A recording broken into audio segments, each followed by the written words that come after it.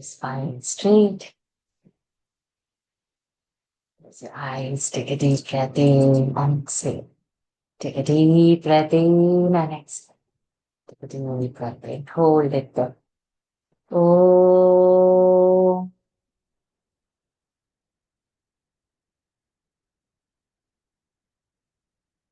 Oh.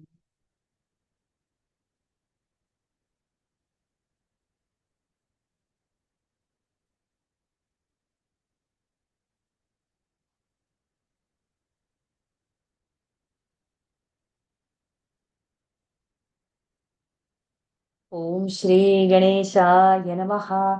ॐ श्री सरस्वत्यै नमः। ॐ श्री गुरुभ्यो नमः।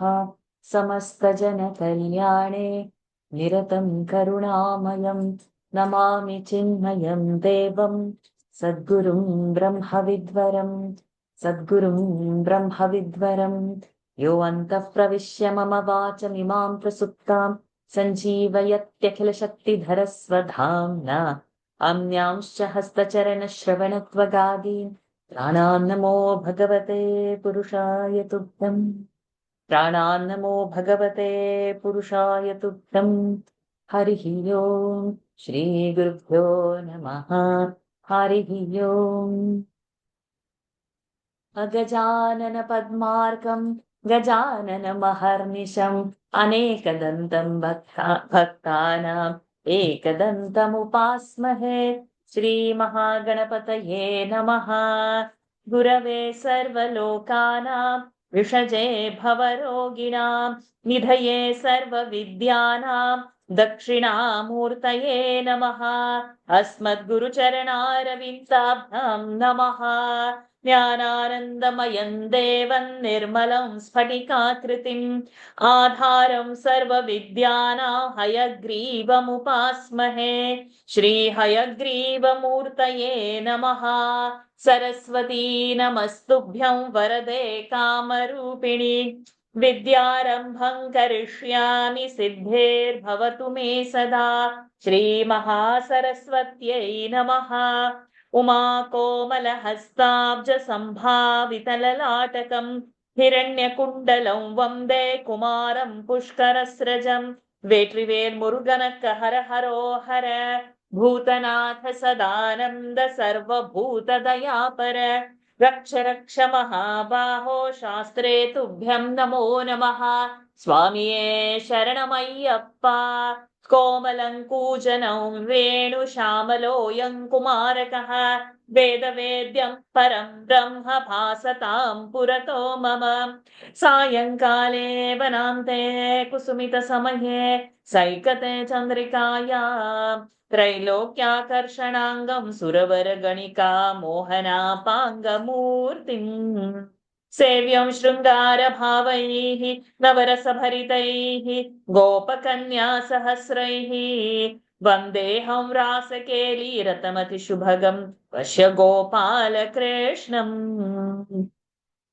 आनीलश्लक्ष्णकेशञ्ज्वलितमकरसत् कुण्डलं मन्दहासस्यन्दार्द्रं कौस्तुभश्रीपरिगतवनमालोरुहाराभिरामम् श्रीवत्साङ्गं सुबाहुं मृदुलसदुदरं काञ्चनच्छायचेलम् चारुस्निग्धोर्मं भोरुहललितपदम् आवयेऽहं भवन्तम्। श्रीकृष्ण गोविन्द हरे मुरारे हे नाथ नारायण वासुदेव। श्रीकृष्ण गोविन्द हरे मुरारे हे नाथ नारायण वासुदेव। श्रीकृष्ण गोविन्द हरे मुरारे हे नाथ नारायण वासुदेव। सदा सर्वत्र गोविन्द नाम संकीर्तनम् गोविन्दा गोविन्दा। मोक्षाब्धिसारमय भागवताख्यदध्न नारायणीय नवनीतमहो गृहीत्वा मायामयौघपरितप्तजनाय योगात् नारायणावनिसुराय नमोऽस्तु तस्मै। गङ्गा गीता च गायत्र्यपि च तुलसिका गोपिका चन्दनं तत् सालग्रामाभिपूजा परपुरुष तथैकादशी नाम वर्णाः एतान्यष्टाप्य यत्नान्यपि कलिसमये त्वत्प्रसादप्रवृद्ध्या क्षिप्रं मुक्तिप्रदानीत्यभिदधुरुषयस्तेषु मां सज्जयेथाः। हरये नमः। गोपिका जीवनस्मरण गोविन्द गोविन्द। श्री पोन्नुगुरुवायूरप्पने शरणम्। आनन्दचिन्मयने शरणम्। चोटानिकर भगवति अम्मये शरणम्। नारायण अखिल गुरो भगवन् नमस्ते। Pranams to the Lord. Pranams to all the Mahatmas in tonight's Narayaniam session. Let's dive in directly into the next Dashakam, number 44. Geeti is the Chandas. We are going to see Jatakarma Namakaran Varnana. We have not done this Chandas before, Geeti. And I also don't have the details of this Chandas because it's a Vishama Chandas. It is not having any matches. So there are several definitions for this. And the original Vritta Ratnakar, it's not there with me now. So when I'll get it, we will talk about it. So without now describing it, we are diving into it straight away. See, now only the Jata Karma is coming. That means, see how the baby is. Before that, he has shown his Leela. Shakatasur, Trunavarta, which we saw yesterday, before that, Putana, before that only. Naming ceremony has not happened. Lord has started showing his Leela. Okay. So now we will first see this without wasting time. What tune I have learned, that tune I am not going to take. Okay. Because it is so Vishama, it will only confuse. So I'm not even going to utter that tune. And just a couple of hours ago, when I was talking to Veena over WhatsApp today, we were saying that it's so weird. So one simple tune she had suggested, which where we don't break any pada, we just go all. If we go like that only, it will sound correct. But if we will go by the rule of that chandas, it doesn't chant also, you can't chant also, you can't get a hook of it. Like, okay, now this is so the mathematical thing which we are used to, it is not seen in this chandas. Okay. So this is not the traditional tune is invented 2 hours ago, and we will follow that tune. And no pada break, just go straight. Okay. So whenever in Singapore, there are so many parents happening. So in those parents, when you attend, our tune will not be there. But technically, our tune is correct. Our tune is easy and non-confusing. This we'll have to see. For always our class, we have invented something just at the time of the class. So this is also one such invention, going away from what the traditional thing is, but doing what is, I would say, easy, doable for our mind. Also, we should feel happy. Okay. Going ahead. Let us bring our little stars. Aha, lovely to see. So all in one line, all in one tune. Okay. Good. So, Dashakam 44, Jatakarma Namakarana Varnana, Geeti Chandas. Some places Geeti is also called by Arya. Okay. Some small differences there, but there are different rules. And sometimes, no, let me not give any information. Let's start. गूढं Vasudeva गिरा कर्तुं ते निष्क्रियस्य संस्कारा. You need to unmute, my dear child. गूढं Vasudeva गिरा कर्तुं ते निष्क्रियस्य संस्कारन्. Ram. Okay. गूढं Vasudeva गिरा कर्तुं ते निष्क्रियस्य संस्कारान्. Very good. हृद्गतहोरातत्त्वो गर्गमुनिस्त्वद्गृहं विभोगतवान्. हृद्गतहोरातत्त्वो गर्गमुनिस्त्वद्गृहं विभोगतवान्. गूढं वसुदेवगिरा कर्तुं ते निष्क्रियस्य संस्कारान् हृद्गतहोरातत्त्वो गर्गमुनिस्त्वद्गृहं विभोगतवान् Gudham Vasudeva Gira. Vasudeva is Vasudev Maharaji. Gira is words. Gudham, secret words of Vasudev ji. Nishkriyasya samskaran kartum. Okay, we need samskaras. Correct. We are born as human beings. We need samskara. Jata karma is there, and so many. We have got Shodasha samskara. From the birth samskara till the death, we are undergoing so many samskaras. Okay. But the one who is not born only, and the one who is not having any bondage, for that, what samskara? Okay. So now, oh, I still didn't change my alarm. Okay. So now, Vasudeva Maharaji knows. Over here we see in the second line Garga Muni. So Garga Muni ji knows. Very knowledgeable say. That to whom they are going to go for doing this samskara, he is Nishkriya. To such a Nishkriya person, he is going to go to do the samskara. Who is going? Hridgata.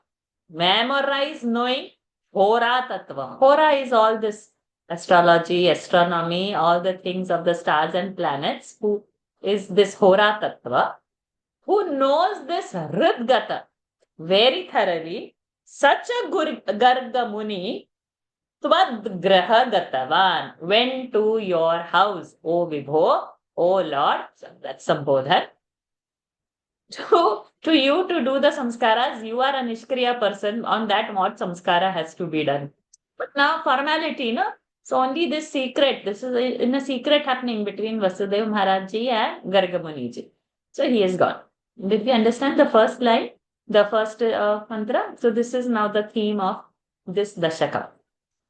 Gudham Vasudeva Gira Kartum te Nishkriyasya Samskaran Hridgata Hora Tattvo Gargamuni Swadgruham Vibhogatavan. Okay, sweet two. Come. Nandothananditatma Vrindishtam Manayannamuyyamina. Amuyyamina. नन्दोत्थनन्दितात्मा वृन्दिष्टमा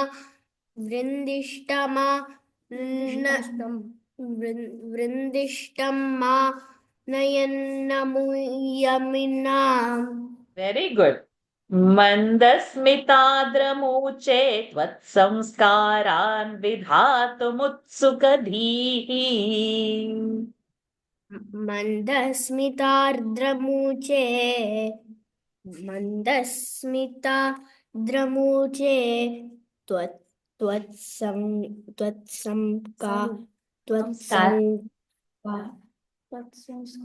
तत्त्वत्संस्कारान् विधातुमुत्सुकधिः. नन्दोत्थनन्दितात्मा वृन्दिष्टं मानयन् नमुयमिनाम्. मन्दस्मितार्द्रमुचे त्वत्संस्कारान् विधातुमुत्सुकधिः. Nandaha, thereafter. Nanda Babaji. Nanditatma. So that is that prasa. Nanda, Nanditatma. Nanditatma means very happily. Vrindishtam, Manayan, Amum, Yaminam. So, Yaminam, Yamis are the one who are Yaminam, amongst the great sages. Amongst the sages, Yamina. So that means amongst all the sages, Vrindishtam, who was of the highest stature, Manayan, who is of great respect, to this Gargacharya, Mandasmitardram Uche. With a smile, with a gentle smile, Uche told, Nanda Babaji told, Tvat samskaran, your samskaras, Bhattatiri ji saying to Krishna, that Guru Vairappa, that to your samskara, vidhatum, to perform, to do, utsukadhihi, very eagerly. So Nanda Baba very happily, eagerly told to the greatest sages amongst all who was there to him, very happily with a gentle smile, you, O Lord Samskaras, yes, please come and do. Nandoth Nanditatma Vrindishtam Manayannamuyamina Mandasmitadramuche Tvat Samskaran Vidhatumutsukadhihi. Number 3. Yes, that's it. यदुवंशाचार्यत्वात् सुनिभृतमिदमार्य कार्यमिति कथयन् यदुवंशाचार्यत्वात् सुनिभृतमदिमार्यकार्यमिति कथयन् सुभृतमिदमाचार्य. You said madi.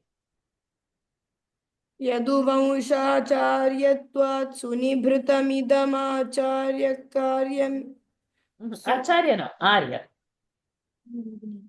यदुवंशाचार्यत्वात् सुनिभृतमिदमार्यकार्यमिति कथयन् गर्गो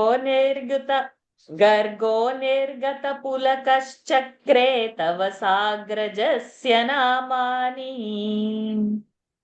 गो निर्गतपुलकश्चक्रे तव साग्रजस्य नामानि यदुवंशाचार्यत्वात् सुनिभृतमिदमार्यकार्यमिति कथयन् गर्गो निर्गतपुलकश्चक्रे तव साग्रजस्य नामानि Very good. Very good. Thank you. Number 2, 3 stars. Awesome. So, Yaduvamshacharyatvat. Because of being Yaduvansha's Acharya, Sunibhritam, secretly, Idam, Arya, O venerable soul, who Gargaji is telling to Nanda Baba that, O Arya, this karyam, what we have to do, this has to be done very secretly, iti kathayan has been said. Gargaha nirgata pulakaha. Garga Maharaji, Garga Muniji got horripilations while he is doing this act. Tava, your Sa Agraja with his older brother, Namani Chakre. And he did the naming ceremony. Chakre is a past tense, did. Chakre. It's not chakram, huh? Some chakra, some discuss. Namani Chakre. Chakre is, he did. Past tense. Yaduvamshacharyatvat sunibhritamidam karyamiti kathayam gargo nirgata pulakaschakre tava sagrajasya namani. Okay. This was 100. You must be Manaji. Your name. Shall I change your name? If you are not able to change, I'll change your name. Nandan. Because that real name, when I see it confuses me, but I know. Let's see. Okay.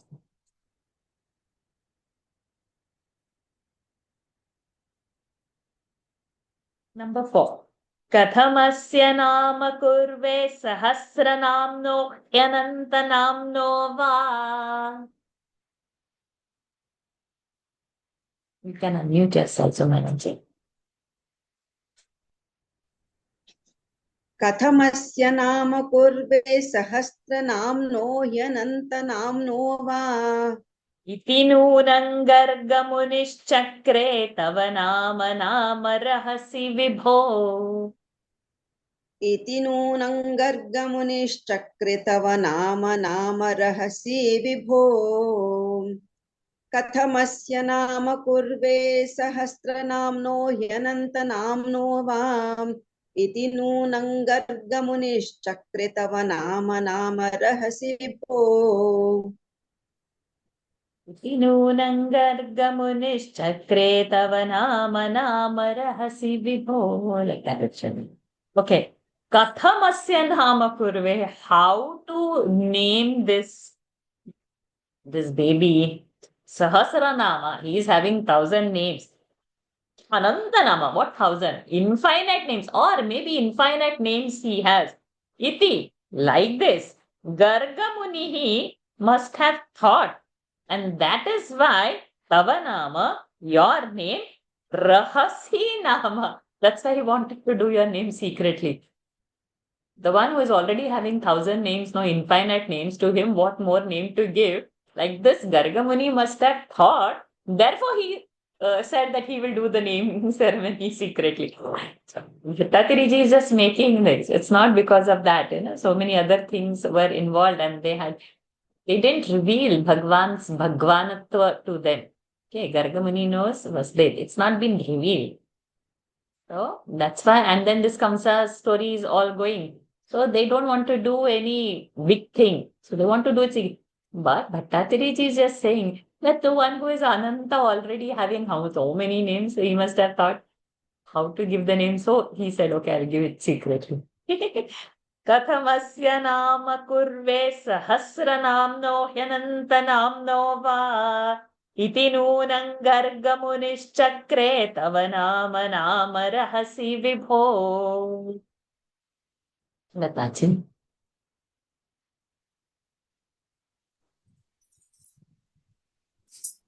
कृषिधातुनकाराभ्यां सत्तानन्दात्मतां किलाखिलपत्. कृषिधातुणकाराभ्यां सत्तानन्दात्मतां किलाभिलपत्. जगदघकर्षित्वं वा कथयदृशि कृष्ण नाम ते व्यतनोत्.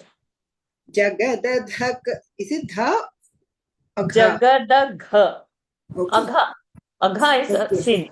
We have this Anagha name. Yeah, sin Anagha, yeah. In Gita, so like this Agha. Agha, sin. Jagadaghakarshitvam va kathayadrushi Krishna namate vyatanot. Whole one? Oh yeah. कृषिधातुनकाराभ्यां सत्तानन्दात्मतां किलाभिलपत्. जगदघकर्षित्वं वा कथयदृशिः कृष्णनाम ते व्यतनोत्. So now he has given baby the name Krishna. So it is coming from this Krishi Dhatu, and it is having one, that Krisha Dhatu is having one suffix called as N. So Krisha Dhatu, Nkarabhyam. That N is added to the Krisha to denote that he is of Satta, Sat. He is Sat, that is existence. To that, and he is Ananda, he is bliss, and that is his Atmatam, his real nature is of existence and pure bliss. Like this, Kila Abhilapat. Kila Abhilapat. Kila is to fill that Pada Purakartham, means really, indeed, in that sense, Abhilapat, he declared that his name is Krishna because it means that it is existence, it means it is bliss. So Krisha Dhatu with N added. And also, va means or. In the second line, second word, va means or. Jagad. Agha karshitvam. Karsha is to take away. Jagat, of the worlds, agha is sin. Or it also means the one who takes away the sins of everyone. Krishna also means the one who takes the sin. So Kathaya, like this, the Rishi, Krishna Nama, this Krishna name, Vyatanot, he gave. So Krishna means, Krishi Dhatu, Vidana means Satta, Ananda, Atmatam, the nature whose is existence or bliss. Or it is also meaning one who removes the sins. Jagat, Agham, Karshitam. That is also called Krishna. Like this he explained and he gave the name. कृषिधातुणकाराभ्यां सत्तानन्दात्मतां किलाभिलपत् जगदकर्षित्वं वा कथयदर्षि कृष्णनाम ते व्यतनोत्. ललिता मा.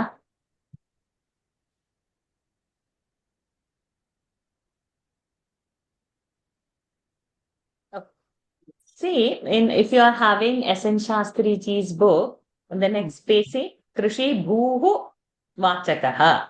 Bhu, Krishi means Bhu Vachakaha, existence, Bhuhu. We have done this verb, right, in Sanskrit, Bhu Bhavati, means to be. So, existence. Nascha Nivritti Vachakaha.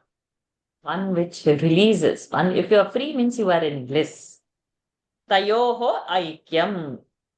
Both Aikya means if both join together, Param Brahma Krishna Ityabhidhiyate. Okay. So, very good definition. Mark that definition with a star, memorize it and keep. It's good as information. Not a part of Narayaniam, but to know. We always say Krishna, but we should also know. We always felt that, okay, the one who attracts is Krishna, Krishna. We have heard this very commonly. But this is like a very uncommon meaning. But the definition is coming right over there. Okay. Veritama. Anyanscha nama bhedan vyakurvannagraje cha ramadi. अन्यांश्च नाम भेदान् व्याकुर्वन्नग्रजे च नाम रामादीन्.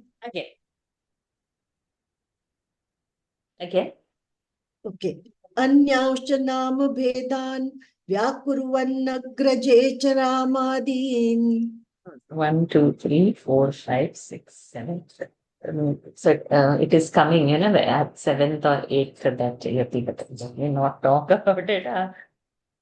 Atimanushanubhavam nyagadatvam pitre. अतिमानुषानुभावन् न्यगदत्वामप्रकाशयन् पित्रे. अन्यांश्च नाम भेदान् व्याकुर्वन्नग्रजे च रामादीन्. अतिमानुषानुभावन् न्यगदत्वामप्रकाशयन् पित्रे.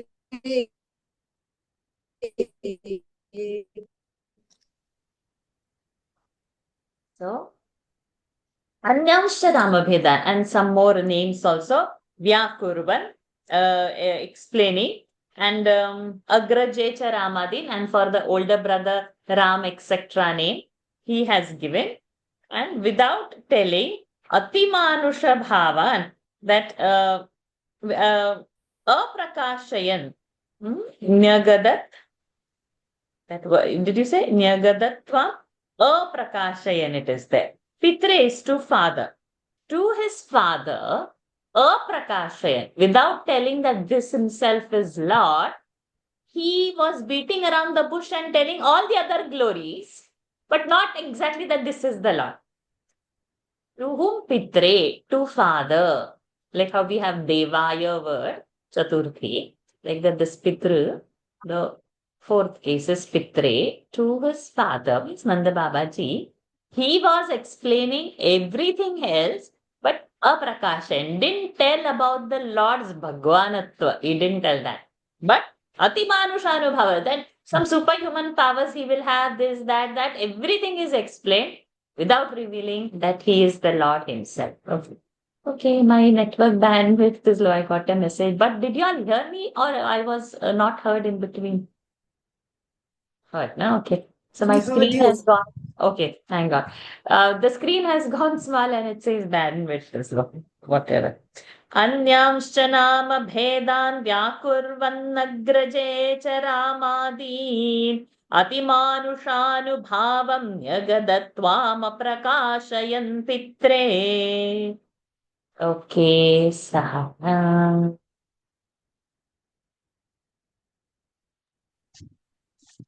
स्नेह्यति यस्तव पुत्रे मुह्यति सनमायिकैः पुनः शोकैः. स्निह्यति यस्तव पुत्रे मुह्यति सनन्मायिकैः पुनः शोकैः. I've marked one star for this verse, so you all also mark it. One of a very important, beautiful verse. Drihati yassatu nashyedityavadatte mahatvam ऋषिवर्यः. दुह्यति यसतु नश्येदित्य Yasatu no, वदते. yassatu. यस्सतु, ओके. द्रुह्यति यस्सतु नश्येदित्य वदते महत्त्वमर्षिवर्यः. स्निह् Mahatvam ऋषिवर्यः. महत्त्वं ऋषिवर्यः. स्निह्यति यस्तव पुत्रे मुह्यति सनमायिकैः पुनः शोकैः. द्रुह्यति यस्सत्तु नश्येदित्य वदते महत्त्वं ऋषिवर्यः. Very beautiful lines these are. So, snehyati means to love, sneha, to love. Snehyati, one who loves. Yaha, who loves. Tava putre, your son. Muhyati, muhyati, one who is not getting caught into or released from, or who's not getting moha of, not getting confused or deluded about. Sana mayikaihi punashokaihi. The sorrows that are caused by Maya does not delude that person who loves you. Yaha tava putre snihyati saha mayika shokaihi na muhyati. They don't get caught up into the shokas of the world. Druhyati yaha nashyet. So, sa nashyet. One who is hating you will perish. Iti avadat te mahatvam Rishivaryaha. So, like this, the glory this Rishivarya, this great sage, was telling to his father. Snehati yastava putre muhyati sanamaikaih punah shokaihi. Druhyati yassatu nashchedityavadatte mahatvam Rishivaryaha. Radha Krishnan ji. जेष्यति बहुतर दैत्यान् नेष्यति निज बन्धुलोकममलपदम्. जेष्यति बहुतर दैत्यान्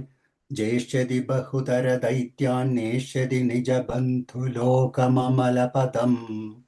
श्रोष्यसि सुविमुलकीर्तिरस्येति भवद्विभूतिमृषिरुचे. श्रोष्यसि सुविमलकीर्तिरस्येति भवद्विभूतिमृषिरुचे.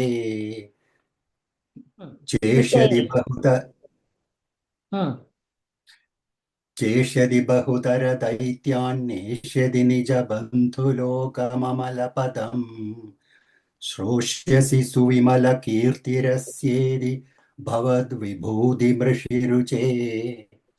Bhavadrishiruche. Like that you should end, not end it as though there is going to be something more up.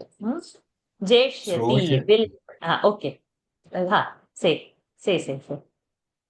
श्रोष्यसि सुविमलकीर्ति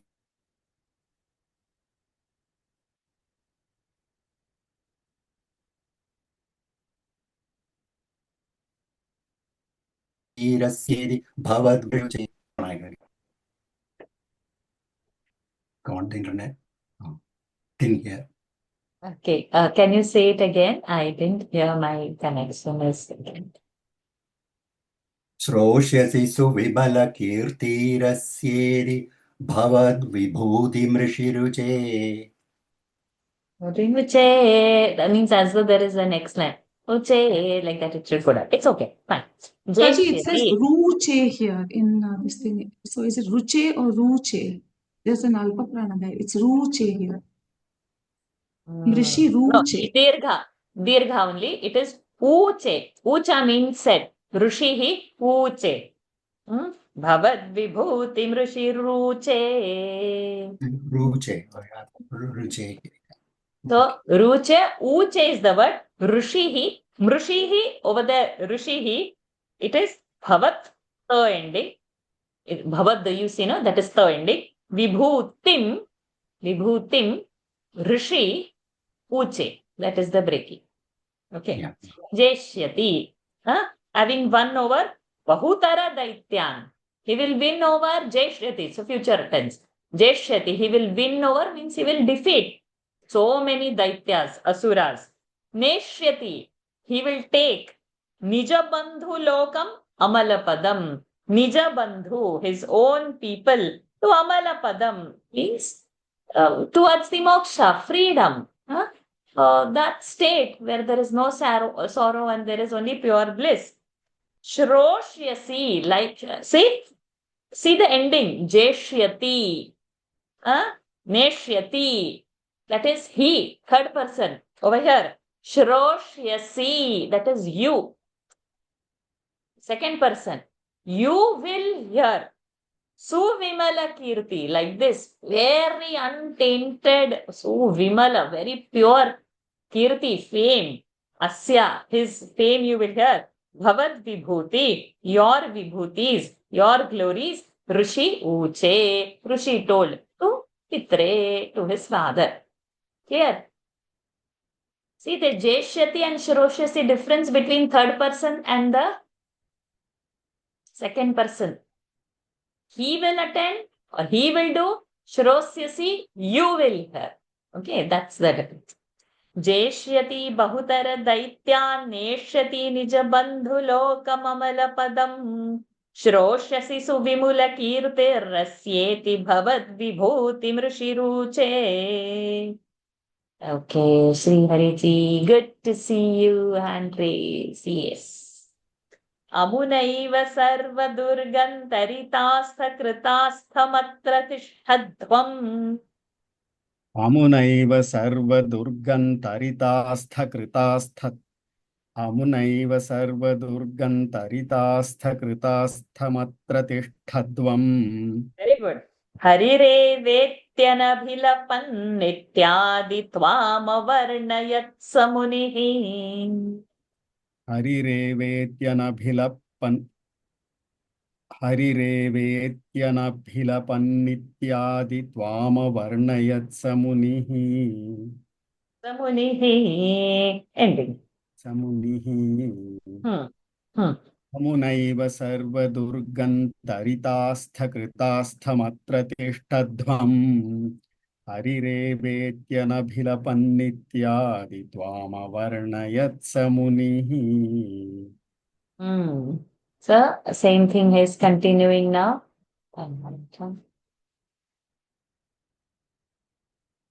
Amuna eva. Amuna, third case. Why him? Eva, only. Sarva Durgam. What is very difficult to cross? Durga means cannot conquer. Sarva Durga, whatever Durga, difficulties are there. Taritaha, you will cross. When Krutastha Tatra Tishtadvam. Tishtadvam, when you will remain. Krutastha Atra, when you will put your faith in him, that time, whatever are your difficulties, you will easily cross them. Harihi eva iti na abhilapan. This one is only Hari, he didn't tell. He is telling indirectly everything that you hold on to him and you will cross the ocean of Maya, Samsara, difficulties, whatever it is, you will cross. But Harihi eva, this only is Hari abhilapan. He didn't tell that. Ityadi, all etc. Tvam of yours, Avranayat Samuni, that Muni was describing you in so many ways without telling that you are himself Hari. Okay. Number 9. Amunaiv sarva durgantaritaasthakritaasthamatra tishtadvam harirevetyanabhilapan nityadi tvamavarnayat samunihi harihi eva iti anabhilapan, ityadi. So much are the varnas over there. Tvam avarnayat. Okay. Nobody's hand is there for the 10th one. Okay, Sri Hari ji, come back again. What happened? Everybody got tired or what? We have to do one more dashakam. Don't get tired so soon. Gargetha nirgatesmin nandita nandadi nandyamanastvam. Very nice phrase it is. Nandita nandadi nandyamanaha. All this. So this is the prasa. This is the style of Bhattakariji's. That level of Sanskrit. Oh, we must enjoy these words. Even if we don't know the meaning, slowly we will get. But that repetition, oh, something nice is happening, like that feeling should develop. Okay. Gargetha nirgatesmin nandita nandadi nandyamanastvam. गर्गेऽथ निर्गतेऽस्मिन् नन्दितनन्दादि नन्द्यमानस्त्वम्. Very good. Madgada mudgata karuno nirgamaya Srimarutpuradhisha. मद्गदमुद्गतकरुणो निर्गमय श्रीमरुत्पुराधीश. गर्गेऽथ निर्गतेऽस्मिन् नन्दितनन्दादि नन्द्यमानस्त्वम्. मद्गदमुद्गतकरुणो निर्गमय श्रीमरुत्पुराधीश. Very nice. So now what has happened? Gargaha atha nirgate asmin. Both are 7th case. So this is called Sati Saptami. This kind of phrase is used when this happened, then that happened, or whatever. So when you have to say when, then, when that phrase is coming, this is called Sati Saptami. Very beauty, Sanskrit beauty this is. So it doesn't mean nirgate asmin means something, it's not showing any location or anything. When garga, so like that, garge, nirgate asmin. All these are in 7th case, not showing location. It is showing that time, that when Garga left from there, that time, Nandita, happy, Nandadi, Nanda Maharaji and other Gopas, Nandyamanaha Tvam, they were caressing you. They were, they heard so much about their baby, that the baby is so great. So now, after he has gone, when Garga left, these Nandita Nandadi, these happy Nanda Baba and other Gopas and all, Nandyamanaha Tvam, they were caressing you. Madgada, he comes back to his problem, my disease, Madgadam. Udgata Karunaha, oh, you full of compassion. Nirgamaya, Madgada Nirgamaya. Take away my illness. So many things you are doing, right? My one illness, you take away, Shri Marutpuradhisha, oh Guruvairappa. Gargetha nirgatesmin nandita nandadi nandyamanastvam. Madgada mudgata karuno nirgamaya Shri Marutpuradhisha. Sada sarvatra Govinda nama sankirtanam. Govinda, Govinda, Narayana. Akhila Guru Bhagavan Namaste. Wow. In a record time, in 45 minutes, we have finished. Okay, let's get into next one. Malini Chandas, 45 Dashakam. Now this Krishna's Balakrida Varnanam is coming. Very nice. Malini, have we done before? Yes, we have done. Come on. Let's get it out. Say. 15 syllables. Yes. 15. Then, But 8 after and that, 7, 8 plus 7. 8 and 7. yes, correct. Anything more? Then each Gana 3 alphabets. All Lagu is Na. All Lagu Na, Ma, Ta, Mo. Okay. Half part is correct. So the definition is Nana Maya Ya. Nana Maya Ya. These are the ganas. Nana Maya Ya. Write down the definition also. This is the definition coming. Nana Maya Ya Yuteyam. Nana Maya Ya Yuteyam. Malini. Next word. First word is na na ma ya you te yam. All this together. Then second word is Malini. Bhogi lokaihi. Bhogi gi short lokaihi. Nana maya yuteyam Malini bhogi lokaihi. So Malini is what? Yuteyam. Malini is Yuteyam. Is like this. Nana maya. Nagana is what? Our man you should remember.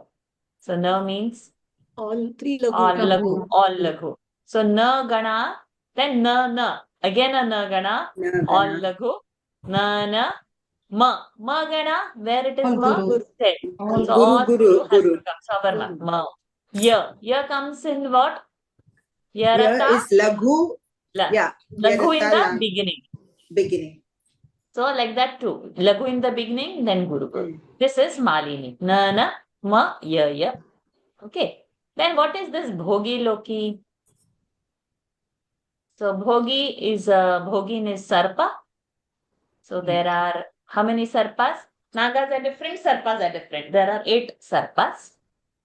And how many Lokas are there? 3 lokas. Okay. 7. Bhuva, Swaha, huh? Jana, Tapa, Satya. Okay. No, Maha I have left.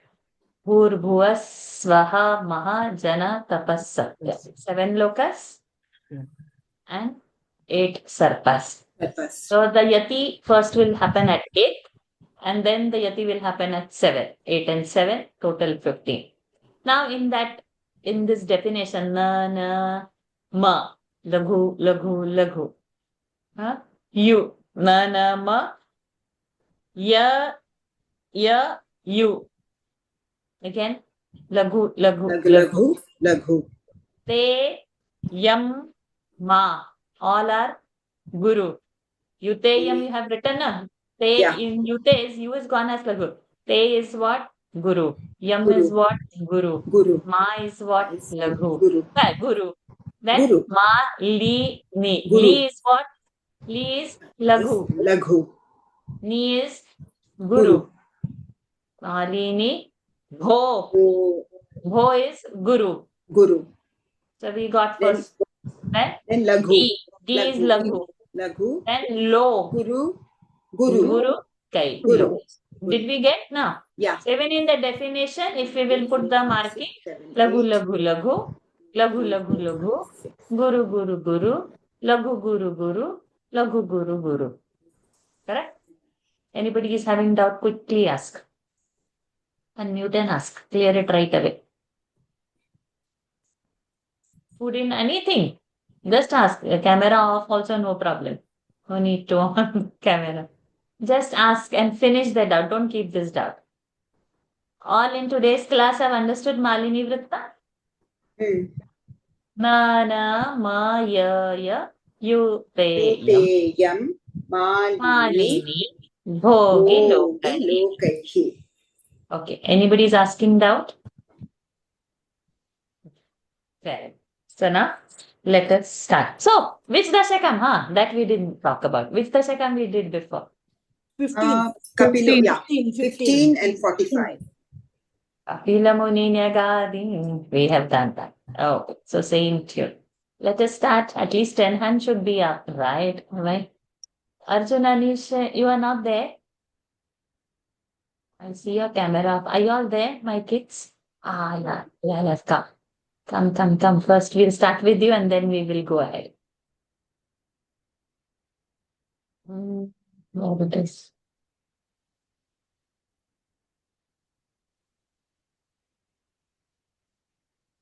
Yesterday also I was looking out. Y'all ran away, in half of the class. Now I caught y'all. Okay. Y'all can keep the camera off, but don't run away from the class. Hear the whole thing. Okay. Y'all can sit and play also, but passively listening is also needed. Okay. Let us start. So, Dashakam 45. Krishnasya Balakrida Varnanam. Aisa Bala Murare. Aisa Bala Murare. Panijanum Pracharaihi. पाणिजानुप्रचारैः किमपि भवन भागा किमपि भवनभागान् पूषयन्तौ भवन्तौ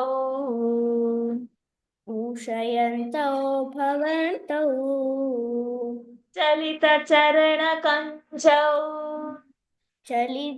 चलितचरणकञ्चौ मञ्जुमञ्जीरशिञ्जाश्रवणकुतुकभाजौ चेरतुश्चारुवेगा. We cannot stop there. मञ्जुमञ्जीरशिञ्जा श्रवणकुतुक भाजौ चेरतुश्चारवेगात् Charuvegat. चारुवेगात् Say the whole thing. अयि सबलमुरारे पाणिजानुप्रचारैः किमपि भवनभागान् पूषयन्तौ भवन्तौ चलितचरणकञ्चौ मञ्जुमञ्जीरशिञ्जाश्रवणकुतुक भाजौ चेरतुश्चारुवेगात् So beautiful. Ai, oh, Sabala Murare, Sabala with Balavanji, oh Murari, oh, Sabala with Balavanji means addressing Krishna and Balramji. Pani Janu Pracharehi. Pani, hand. Janu, the knees. Prachara, moving hands and legs. And where? Bhavana, house, Bhagan. In different parts of the house, moving your hands and legs. Bhushayantau bhavantau. So you are you are like a jewel in the house, both of you. And you are moving your hands and walking like that. Why? Chalita charana kanjau. So when you are walking, that manju, manjira, shinja. Manjira anklet. Shinja, the sound of that anklet. And that is so sweet. Very nice sound of anklets.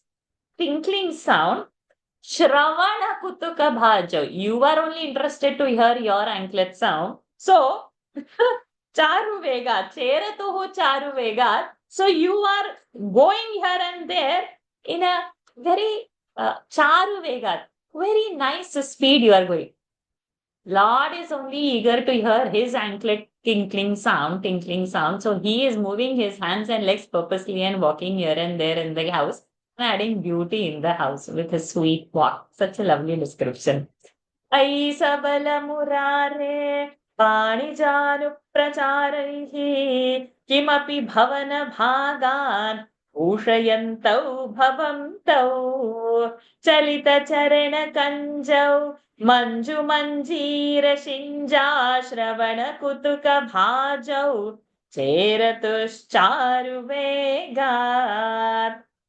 That Ashtasarpa, Anantavasuki, Padma Mahapadma, Takshaka, Kulika, Karkata, and Shankha. These are the 8 Sarpa names.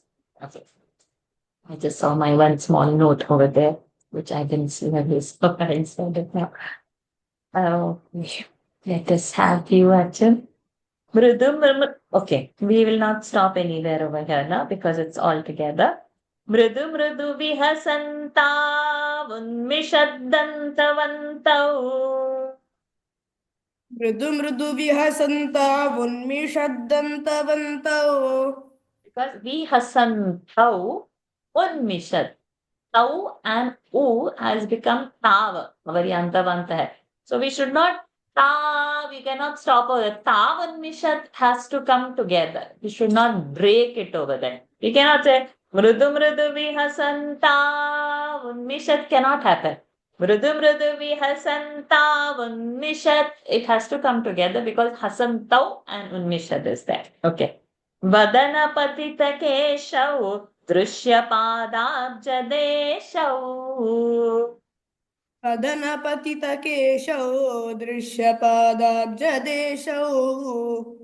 भुजगलितकरान्तव्यालगत्कङ्कणाङ्कौ भुजगलतिकरान्तव्यालगत्कङ्कणाङ्कौ मतिमहरतमुच्चैः पश्यतां विश्वनृणाम् मतिमहरतमुच्चैः पश्यतां विश्वनृणाम्. It's written Nanam in my book. नृणाम् only. Okay.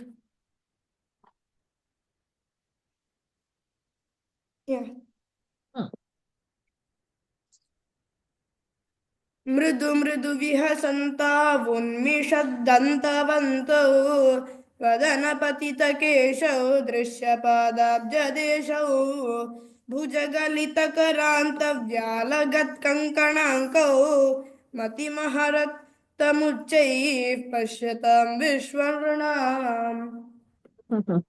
So, mrudu mrudu vihasantau. So, all is dvivachan means Krishna and Balramji. Gentle, gentle and sweet, soft smile they are having. Unmishat dantavantau. They have opened their mouth to show that small teeth also when they are smiling. You know, many times when we see those babies' teeth which are so tiny when they are coming. So, this is a description of the Lord going on. Okay. Vadana patita keshav. Kesha has patita on Vadana on the face, patita fallen down. The hair, one lock of hair has also fallen on the face. Drishya padabja deshav. The lotus-like feet are also what a sight to see. So cute. You just imagine Lord, a small baby Lord like this. Then bhuja galita karanta. Bhuja is on the arm. So the ornaments that have put on the arm, galita karanta. Karanta is at the end of the arm, means at the wrist. The ornaments put on the arms has come down to the wrist, and vyalagat kanka. So they are there, and they are okay. So their ornament is mentioned over here. The kankanas.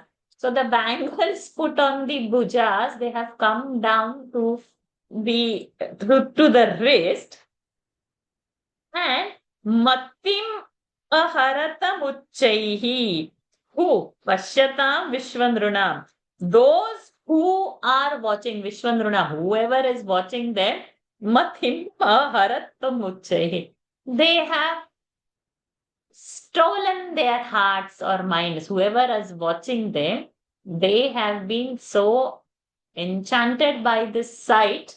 It means they have lost their heart and mind to see Lord and Balramji. These two walking here and there like this.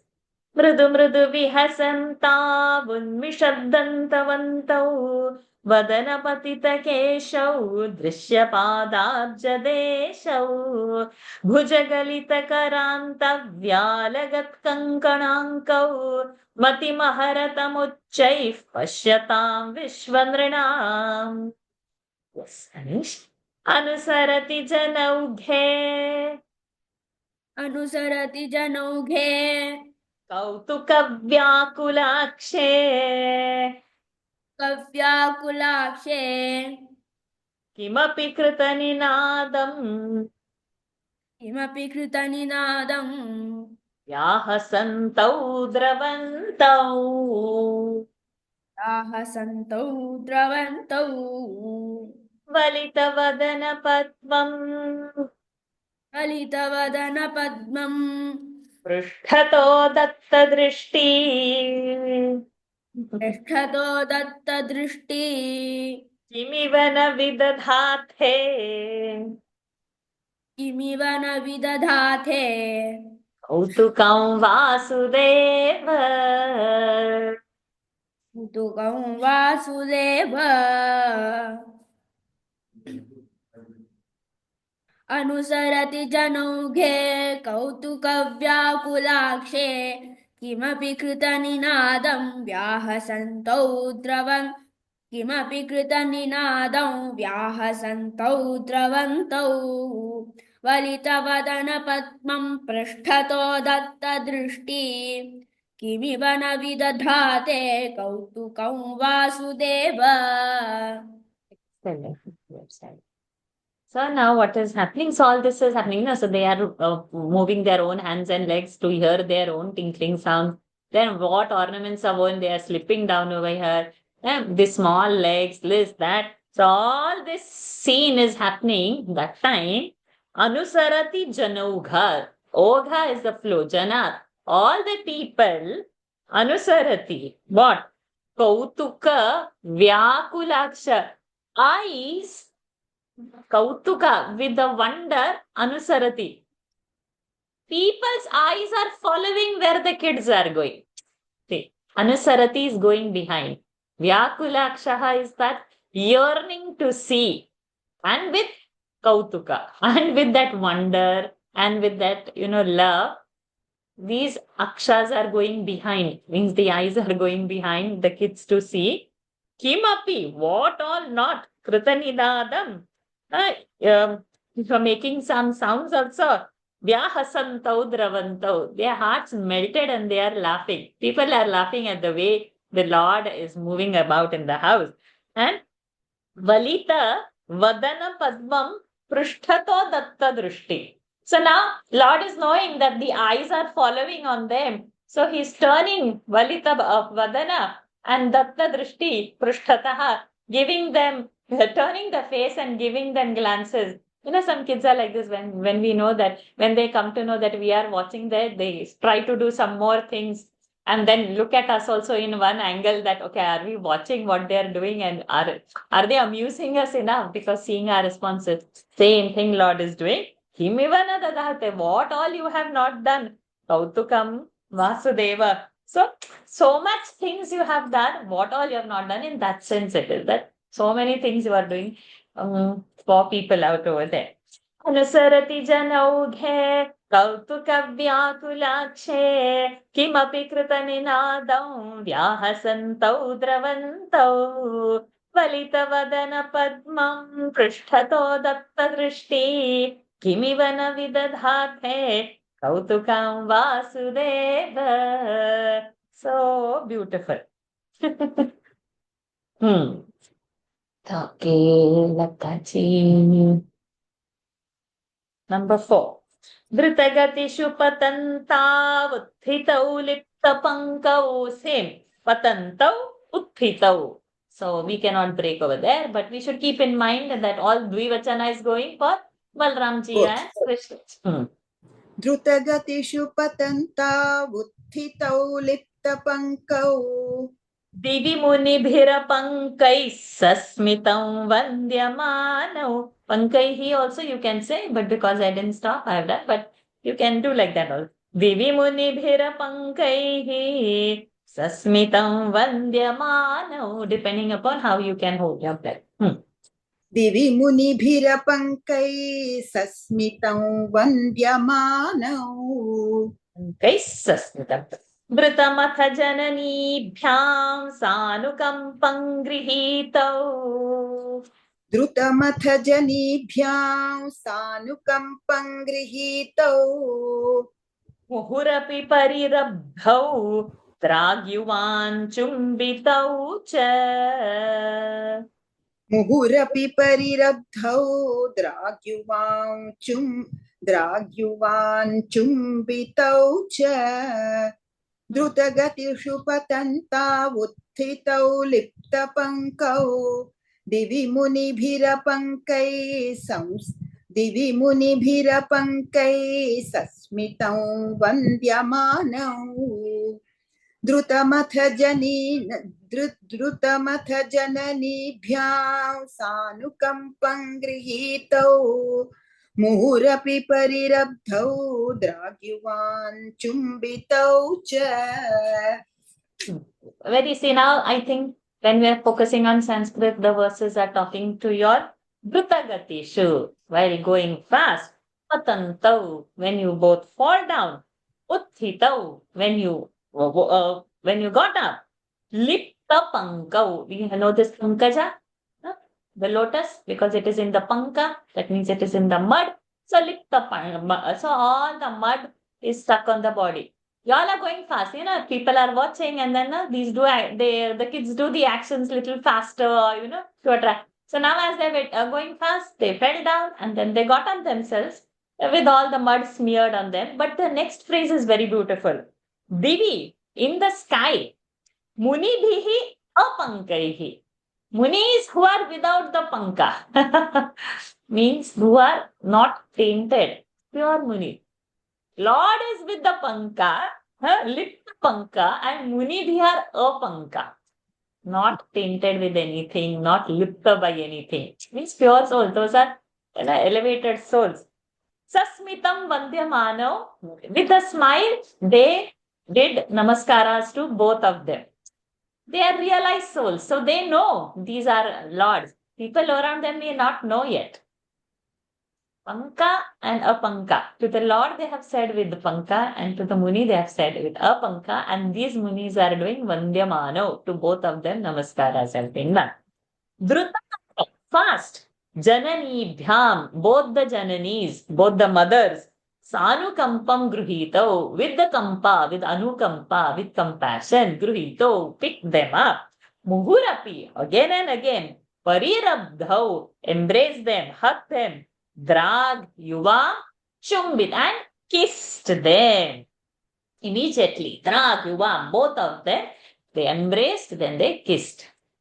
Dhrutagatishu patanta buddhitau liptapankau divi munibhirapankais sasmitam vandyamanau drutamatha jananibhyam sanukampam grihitau muhurapi parirabdhau dragyuvan chumbitau cha. I hope you all are enjoying it. Yeah. Good. Good. Number 5.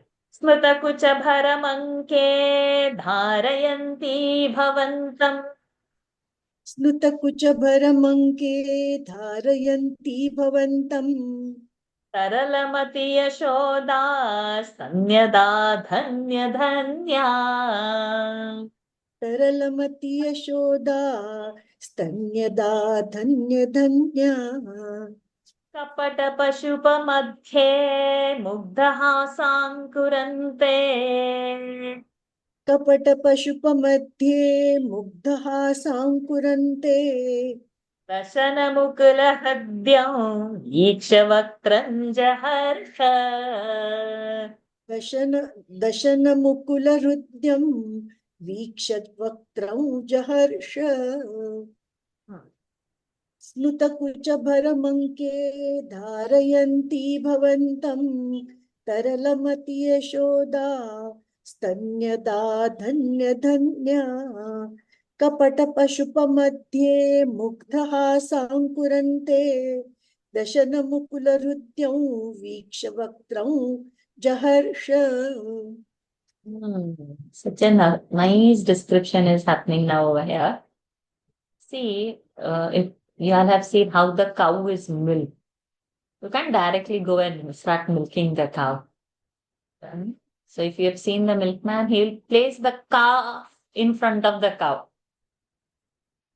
Okay, so first the calf is left, then it will drink little milk. Then the calf is not taken away. It's taken and put in front of the mother cow. Then only the milk will flow more out of love. Same thing now, she has picked him up, no? So out of that love, Snuta Kucha Bhara Anka. Anka is on the lap. And Snuta Kucha Bhara, the breast is full of milk, overflowing. Dharayanti Bhavantam, when she has held you on the lap, her milk is overflowing. And Tarala Mati Yashoda, Tarala Mati. So, heart is completely melted of Yashoda Mataji and Sanyada Dhanya Dhanya, and she is giving you milk, and that is what Dhanya Dhanya means. It can't be more fortunate than this. Only she is so fortunate on the planet who could hold the Lord in the lap and nurse him. And this Kapata Pashupa, Kapata is, sly, something cheating. Pashupa is the cowherd. So Krishna is not a cowherd son. That's why it's called Kapata Pashupa. Who is seemingly a cowherd boy, Madhye, in between. Now just imagine on the lap when she is nursing him. In between Madhye, what he is doing? Mugdha Hasankuram. He is giving little tiny sweet smiles. And Dashana Mukula. And his Mukula is a bud. And Dashana, the teeth is tall like a bud. He's showing that. And that, seeing that, Viksha Vaktram Jaharsha. Yashodama was delighted. So she is already full of love for him. The milk is flowing. Lord is drinking the milk, sitting on her lap. And then he is giving this. You can mute yourself, Sitama, Sita Lakshmi. And then with his small teeth, with his smile, it's been exposed, which are looking like bud, and all the more Yashodaji is feeling full of love for him and very happy. स्मृतकुचभरमङ्के धारयन्ती भवन्तं तरलमति Yashoda संयदा धन्यधन्या कपटपशुपमध्ये मुग्धहासाङ्कुरन्ते दशनमुकुलहृद्यं वीक्षवक्त्रं जहर्ष सचेचे.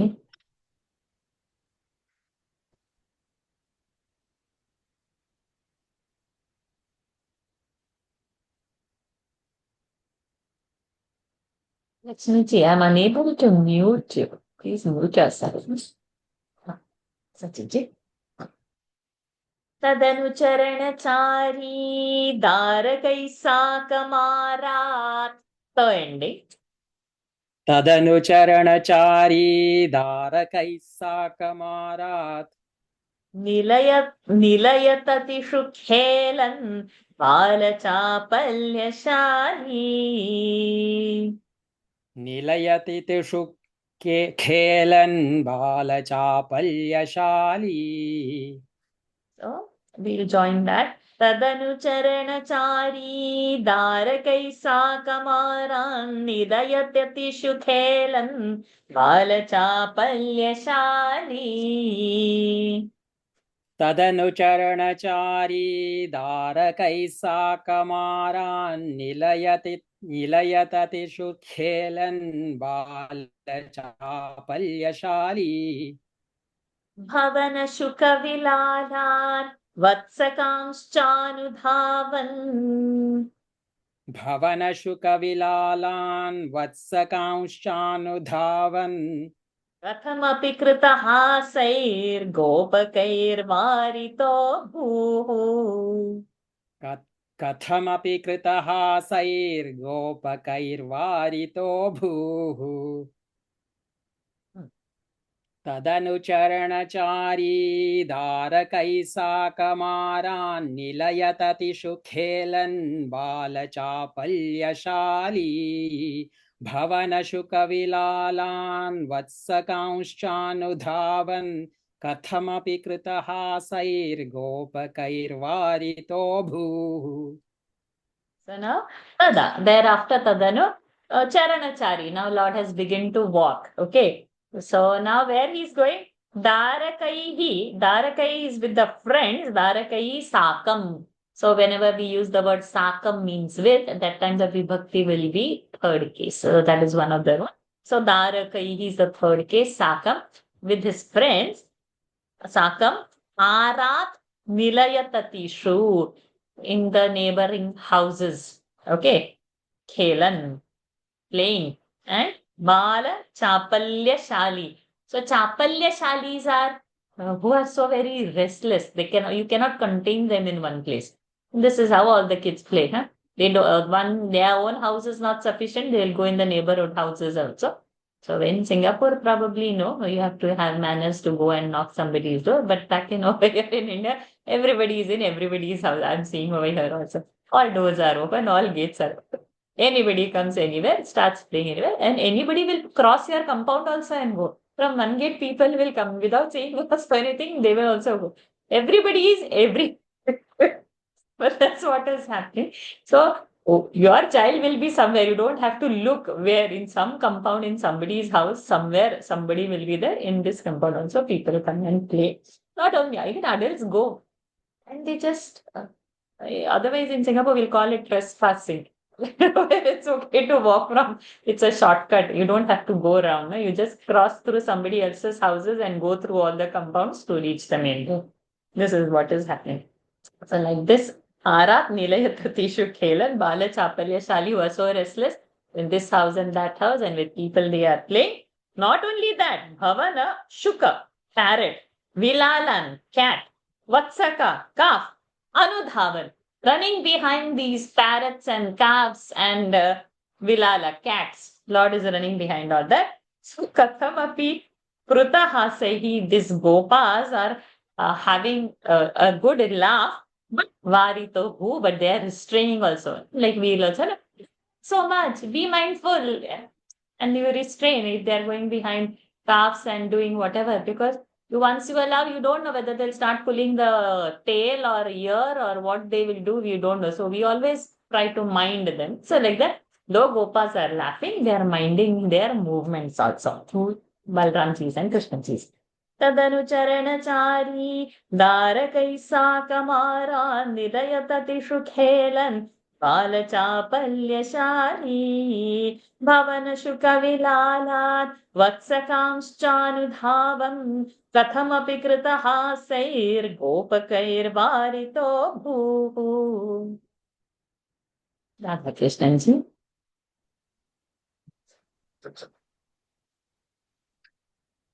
Number 7. Haladhara Sahitastvai Yatra Yatropayataha. Or if you are stopping, Haladhara Sahitastvam Yatra Yatropayataha. Whichever way. Haladhara Sahidastvai Yatra Haladhara Sahidastvai Yatra Haladhara Sahidastvam Yatra Yatropayataha. Vivashapatita netras tatra tatraiva gopyaha. Vivashapita netras tatras tatraiva gopyaha. Vigalita griha kritya vismruta patya bhritya. Vigalita griha kritya vismruta patya bhritya. Murahara muhuratyantakula nityamasan. Murahara Muhuratyanta. Murahara muhuhu atyanta akula. Murahara muhuratyantakula nityamasan. Murahara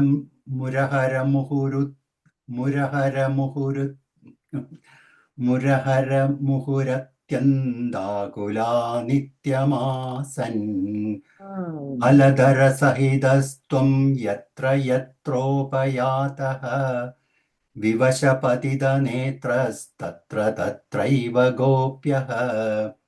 Vigalita griha kritya vismrata patya bhritya. Murahara muharatyandakula nityamasan. See, so now what is happening over here?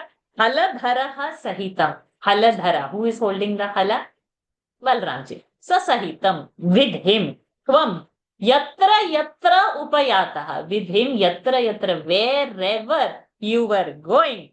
Vivasha patita netraha. Vivasha, yearning or eyes fallen, craving to see you. Tatra tatraiva gopi. Over there, these gopis with the yearning eyes to see you would be there. How? Vigalita, leaving. Griha kritya, all the housework. Vismruta, apatya bhritya, forgetting their own children, their work, their husbands. They will stand on the way, yearning to see you. O Murahara, Muhura Atyanta Akula Nityamasan. So they were always so very eager to see you. If you were going or passing that way, they would leave their work. They were always Akula. Akula is like impatient to see you. So much yearning, longing to see the Lord. No, the gopis. हलधर सहितस्त्वं यत्र यत्रोपयातः विवशपतितनेत्रास्तत्र तत्रैव गोप्यः विगलितगृहकृत्या विस्मृतापत्यभृत्या मुरहरमुहरत्यं Takula नित्यमासन्. Number 8, Shri Pechi.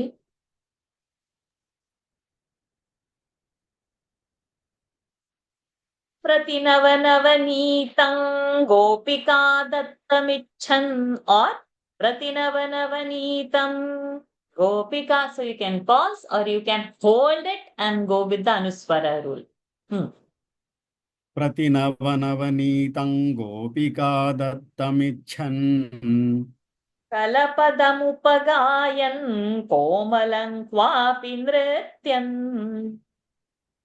कलपदमुपगायन् कोमलं क्वापि नृत्यन् सदययुवति लोकैरर्पितं सर्पिरश्नन्.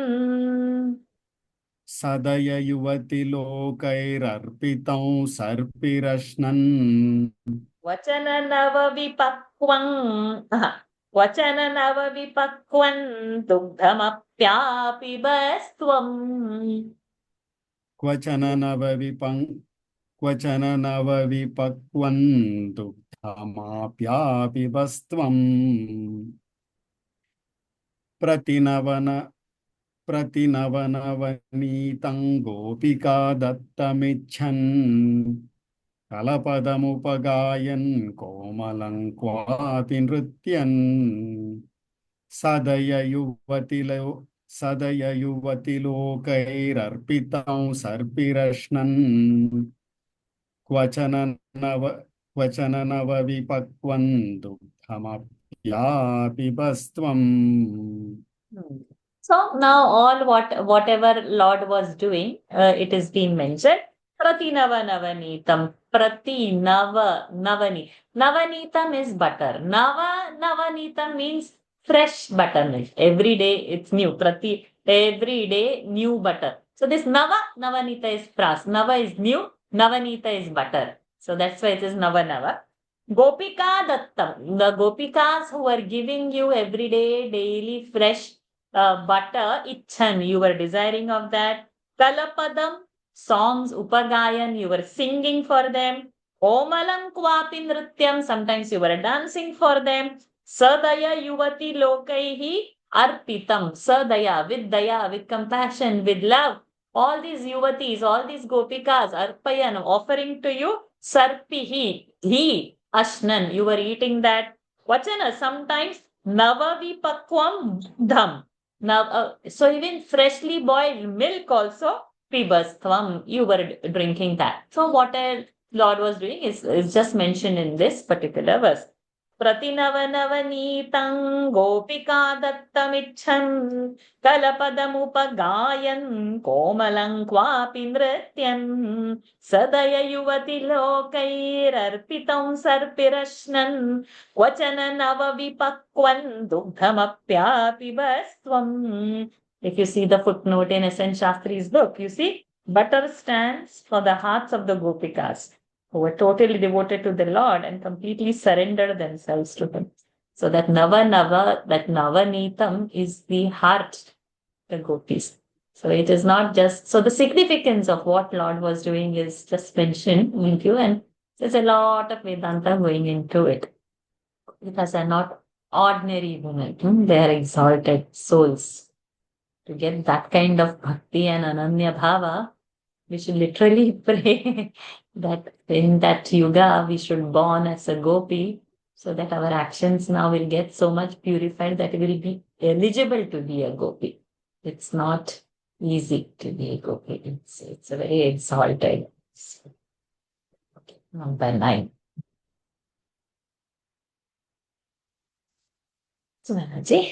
Okay. Mama khalu baligehe yachanan jatamastam. Mama khalu baligehe yachanang jatamastam. So that miha is there, no? Of that ma has gone to asta. So now balance. इह पुनरबलानामग्रतो नैव कुर्वे इह पुनरबलानामग्रतो नैव कुर्वे so nice इति विहितमतिः किं देव सन्त्यज्य याच्न्याम् इति विहितमतिः किं देव सन्त्यज्य यज्ञां याच्न्या याच्ञां दधिघृतमहरस्त्वं चारुणा चोरणेन दधिघृतमहरस्त्वं चारुणा चोरणेन मम खलु बलिगेहे याचनं जातमास्तामिह मम खलु बलिगेहे याचनं जातमास्तामिह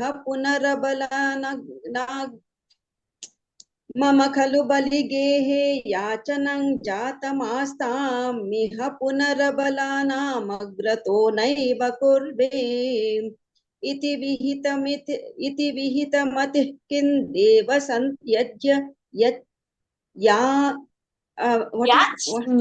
याच्न्याम्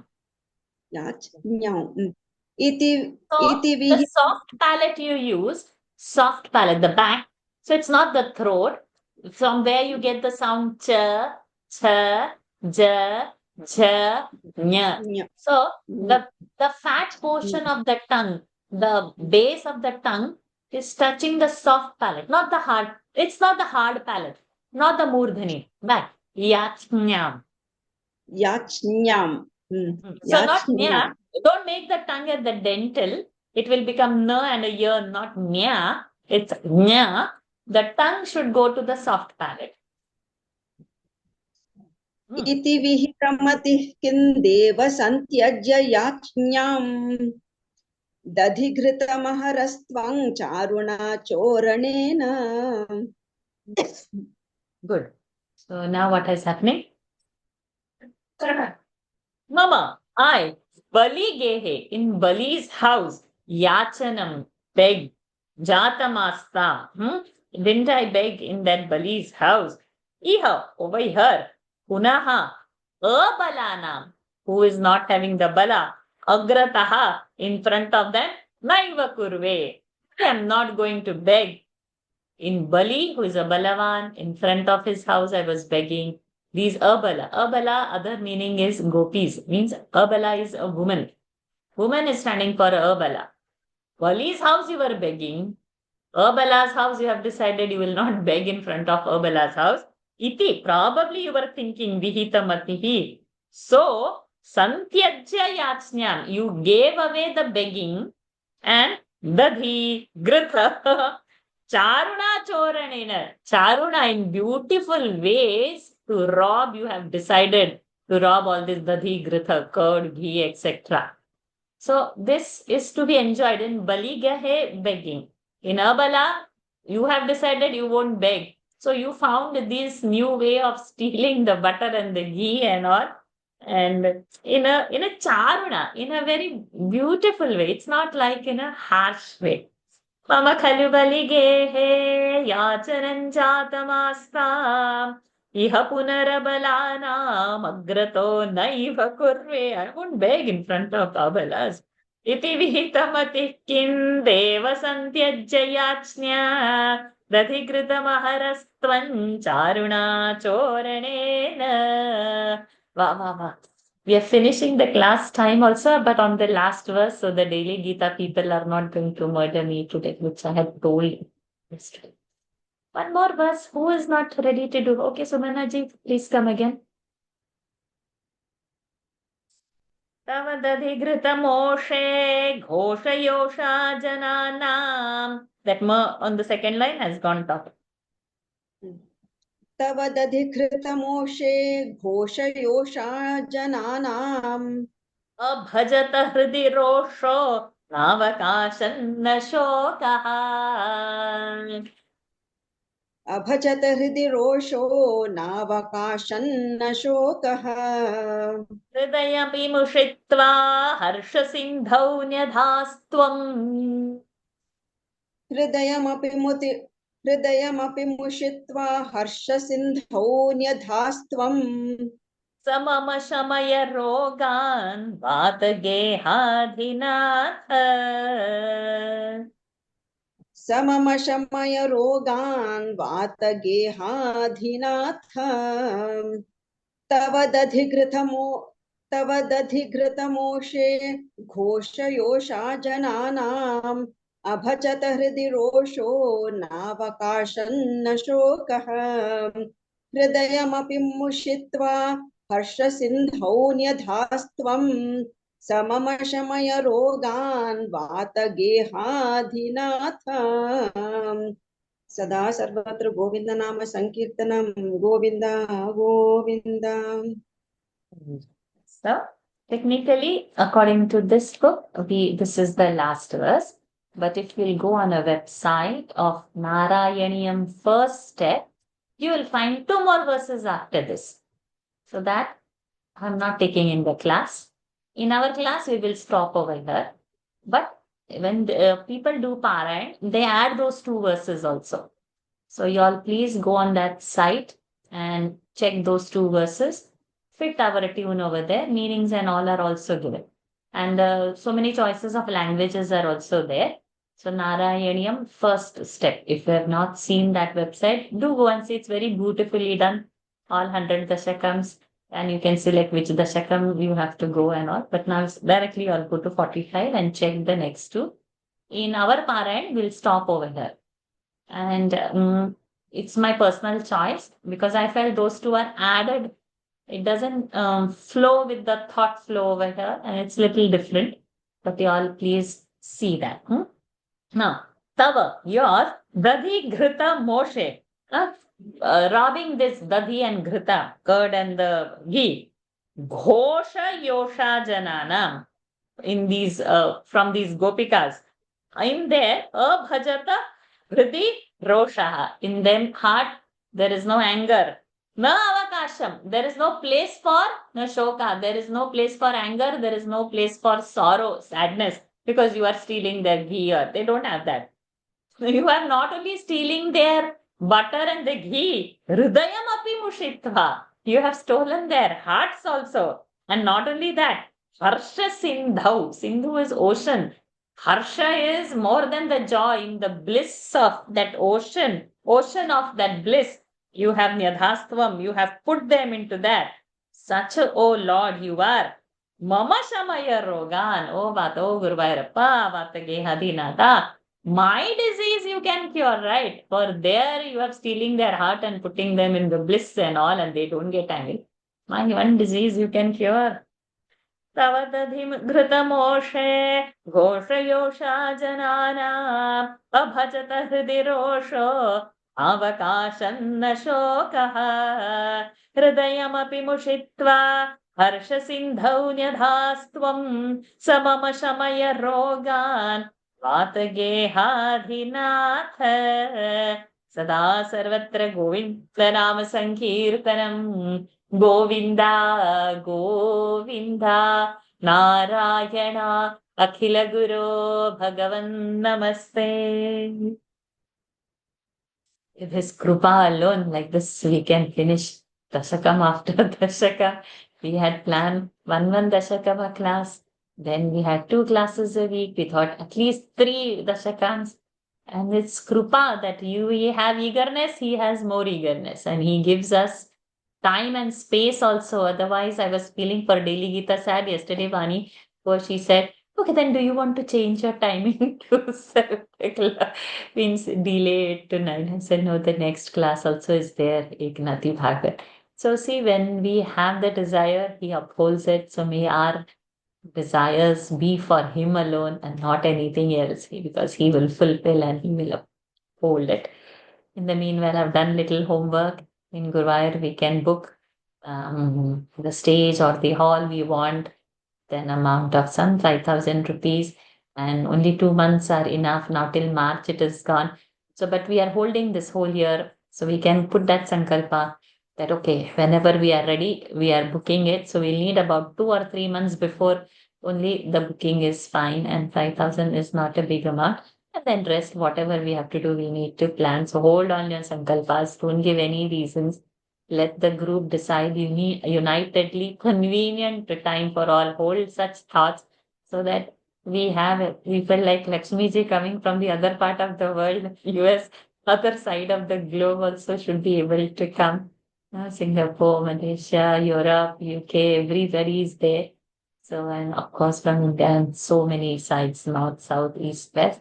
So let's hold that sankalpa. It's happening. It will happen. Let it happen in the best way. So if we don't hold it, it doesn't happen. So I just express that, okay? That let's hold that. Yes, we have to meet and do that. We have to do the parayana, that we have to do that. We should breathe that thought. It will happen. Yeah. When we make it happen in our mind, externally it will happen. But if we forget that thought, if it is not built up in that thought level, externally to happen is difficult. So our actions outside are only our internalized, crystallized thoughts only come out as actions. So let us have his thoughts and Guru Vayappa's thought alone. Thank you everyone for joining. If any doubts, because it's a fast track class, put a WhatsApp message for me. I'll answer all those doubts. Let's end today's session. Om Purnamadav Purnamidam Purnat Purnamudachyate Purnasya Purnamadaya Purnamevavashishyate. Om Shanti Shanti Shanti. Harihi Om. Shri Gurubhyo Namaha. Harihi Om. Shri Krishnarpanamastu. Hari Om everyone. Thank you for joining. See you all next Monday. Thank you. Thank you. Hari Om, Mastaji. Hari Om. Thank you. Hari Om. Thank you. Hari Om. Thank you very much, Varshaji. Thank you, Indra ji.